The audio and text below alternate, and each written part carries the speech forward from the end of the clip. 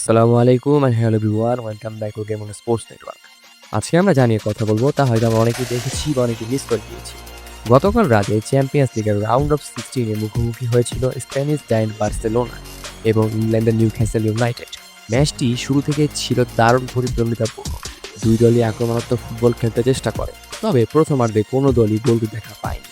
দ্বিতীয়ার্ধে ম্যাচের উত্তেজনা আরও বাড়তে থাকে।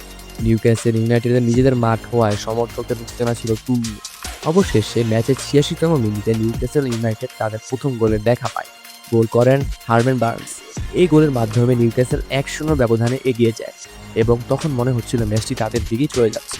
কিন্তু শেষ মুহূর্তে নাটকীয়ভাবে ম্যাচে ফিরে আসে বার্সেলোনা। এক্সট্রা টাইমের একদম শেষ দিকে বার্সেলোনা একটি পেনাল্টি পেয়ে যায়। এই গুরুত্বপূর্ণ পেনাল্টিটি নিতে আসেন লামিন ইয়ামাল। তার ঠান্ডা মাথার ফিনিশিংয়ে ১-১ গোলের সমতায় ফেরে তারা। শেষ পর্যন্ত নাটকীয় এই ম্যাচ ১-১ গোলে ড্র হয়।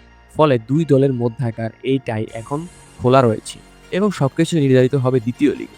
দ্বিতীয় লিগে অনুষ্ঠিত হবে বার্সেলোনার মাঠে, যেখানে দুই দল কোয়ার্টার ফাইনালে ওঠার জন্য সর্বোচ্চ চেষ্টা করবে।